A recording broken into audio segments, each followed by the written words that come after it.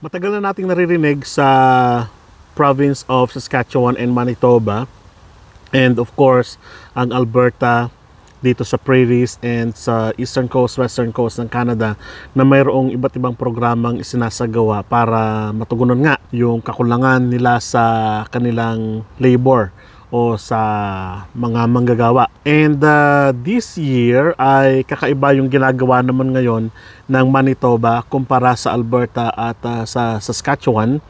In Alberta, makita ninyo na nag-i-invite sila ng mga tao na nandito na sa Canada para manirahan, lalong-lalo na sa kanilang mga malalaking syudad. Kamakailan nga, nagdagdag sila ng kanilang RNIP ng mga bayan para makasama sa programa at mapalaki din naman nila yung mga population ng maliliit na bayan. Katulad din dito sa Saskatchewan at Manitoba. Pero ang pag-uusapan natin ngayon mainly ay focus sa programa ngayon.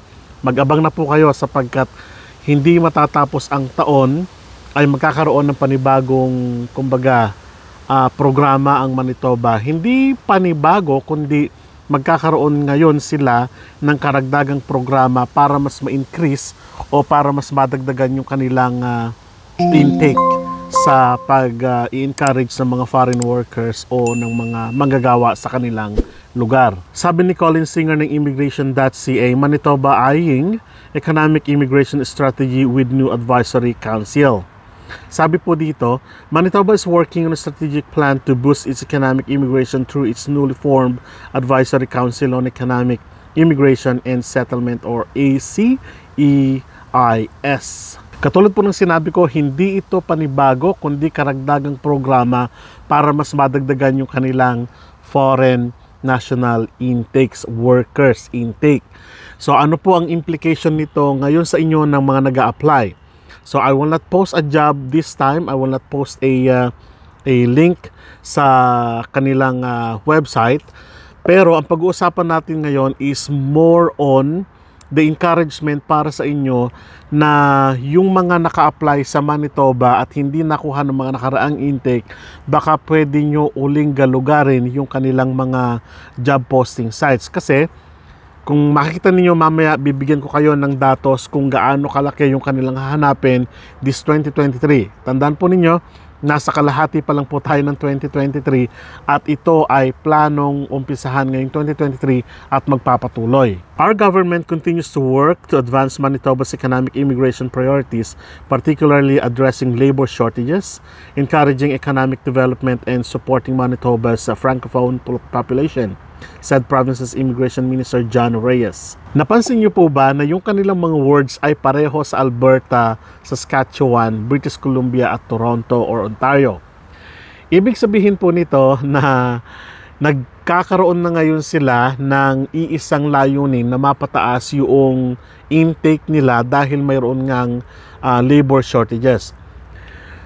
Sa paningin ko po ay napakahalaga nitong datos na ito na ibinigay ni Immigration Officer John Reyes ng Manitoba, sapagkat magiging daan po ito sa mga panibagong pag-a-apply, sa mga panibagong pag-open ng trabaho. Actually, mayroon ng mga open trabaho, kulang nga yung mga nagtatrabaho. Panibagong opportunity ito para sa mga manggagawa, lalong-lalo na sa ating mga Filipino, sapagkat karamihan, kung mapapansin niyo sa mga susunod na vlog natin, pag-uusapan natin ng Manitoba, makita niyo na nandoon sila sa retail, nandoon sila sa IT industry, at nandoon sila sa tinatawag nating manufacturing industry. Remember, RNIP Brandon, naghahanap sila ng mga workers para nang sa ganon mapunuan yung kanilang manufacturing industry. Kung matatandaan, balikan po ninyo yung vlog natin about doon, may good news po tayo doon. At sabi ko nga, ito na yung realization para sa mga kababayan natin na naghahanap ng opportunity naman papunta dito sa Manitoba. Manitoba has already upped its nominations limits. In report earlier this year, Manitoba's Immigration Advisory Council, IAC, recommended the development of provincial economic immigration and settlement strategy. In 70 recommendations, the IAC outlined how economic immigration strategy would: una po, attract more immigrants and business investors to Manitoba, streamline the Manitoba Provincial Nominee Program, setting the right balance between the province's regional labor market, economic development, and enhance Manitoba settlement integration, empowering credentials, recognition programs, and services to bolster newcomer retention. Yung pong tatlo na yon, kung mapapansin ninyo, to attract foreign workers, business or kaya naman yung gustong mag-put up ng mga business sa Manitoba, and of course yung settlement program, yung retention, problema kasi yan ng maraming province actually. Mag-focus muna tayo doon sa tinatawag nating business. Sa business kasi, kung mapapansin ninyo, marami sa mga investors ang nag-i-invest sa Canada, pero kapag nakakuha ka na kasi sila ng kanilang permanent residency, ang tendency ay lumilipat sila sa ibang lugar. Ngayon, isa sa programa pa rin nila ay makapaghikayat ng mga workers or ng mga manggagawa mula sa ibang bansa, na yung pangatlong programa nga nila is to retain. Yung retention program dito sa Manitoba ay tumaas sana. Kaya lang ang nagiging problema, sabi nga natin, kung nakakuha na sila ng permanent residency sa mga lugar na kung saan medyo alanganin yung mga tao, sabi natin, medyo lumilipat sila ng ibang lugar. So yun ang problema doon. Kaya hindi natin alam sa mga susunod na panahon kung anong gagawin ng Manitoba para tumaas yung kanilang retention program. So ibig sabihin, kung ang target mo ay Canada, ano bang province ang gusto mo talaga? I would suggest na kung halimbawa, kung papunta ka dito sa Canada at kung ang target mo ay British Columbia ang targetin mo, wag Manitoba. Kung Saskatchewan ang targetin mo, wag Manitoba. Kung halimbawa naman, kung ang target mo ay British Columbia pala, tapos gusto mong mapunta ng Manitoba, sa British Columbia ka talaga punta. O kaya naman kung vice versa. Ang ibig lang sabihin po nito, medyo mas malaki yung adjustment period kasi sa mga taong nagpunta pero ayaw nila doon sa lugar na yon, and then lilipat sila ng ibang lugar. Ngayon, sabi ko, hindi natin alam kung ano ang programa ngayon ng Manitoba, Government of Manitoba, para mapataas nila yung retention program. Pag sinabi kasi nating retention program, ito yung programa nila na dapat ay tumagal yung tao sa province nila hanggang sa makakuha ng permanent residency, o kaya naman right after, o kaya naman hanggang sa maging citizen, permanent resident na yung mga tao. So ganun po ang ibig sabihin nun. So Manitoba immigration has already moved on 5 of the recommendations of the IAC report, including 1. Requesting additional MP&P allocations and receiving 9,500 nominations for 2023, which meets the goal to boost the number of allocations to Manitoba. Number 2.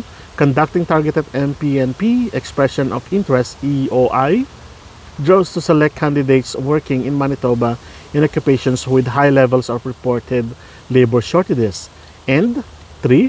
Doubling the investment in the newcomer community connection stream of the newcomer community integration support program to $4 million to fund 24 direct service providers to enhance settlement and integration services and programs in Manitoba, excluding 6 projects in communities outside Winnipeg. Okay, 9,500 na invitation all over the world. Dito lamang po sa Manitoba yan.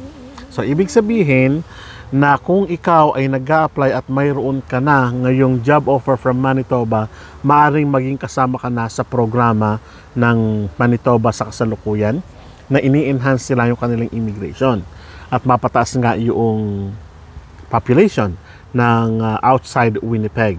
So yun ang kanilang target. And of course, yung 4 million na yon na fund nila, ibig sabihin, malaking pera po yun. Ibig sabihin po nun, seryoso sila at talagang puspusan yung kanilang ginagawa para mapataas nila yung kanilang retention program ng mga foreign workers at manatili sa Manitoba, sa Winnipeg, outside Winnipeg at sa iba't ibang mga bayan pa. Not only Winnipeg, no? Kasi ang target nila maikalat yung 9,500 na yon na tao na i-invite nila. So, ano ang implication sa iyo nito bilang mga aplikante o nag-a-apply? Ibig sabihin, sana una, mapasama ka dun sa 9,500 na ina-allocate nila for this year 2023. 2023 pa lang po yan. So, ibig sabihin, may 2024 pa. Meron pang 2025. Remember, ang target ngayon ng government o ng federal government of Canada hanggang 2025 ay makakuha ng foreign workers na humigit kumulang 1 milyong katao. So, nangangahulugan po yan na dapat apurahin nyo yung inyong application sa paghahanap. Ulitin ko po, sa pag-apply ninyo, dapat ang focus niyo kung Manitoba, go to Manitoba.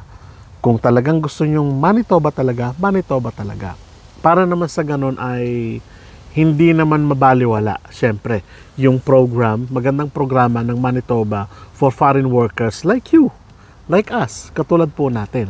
And then sabi po dito, successful candidates who receive a provincial or territorial nomination can then apply for Canadian permanent residence through Federal Immigration Authorities. So katulad pa rin po ng process nila, kung yung program nila is for federal government, you can do for federal government. Kung an-applyan nyo naman po ay provincial nomination ng Manitoba, of course, for provincial nomination. So to wrap up, ibig lang pong sabihin nito na gumagawa ngayon ang government of Manitoba ng pamamaraan to invite more foreign workers. So sana po mapabilang kayo sa ginagawa ng Manitoba, Province of Manitoba na invitation. 9,500.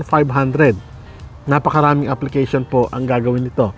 And hopefully, kayong mga kababayan natin ang makasama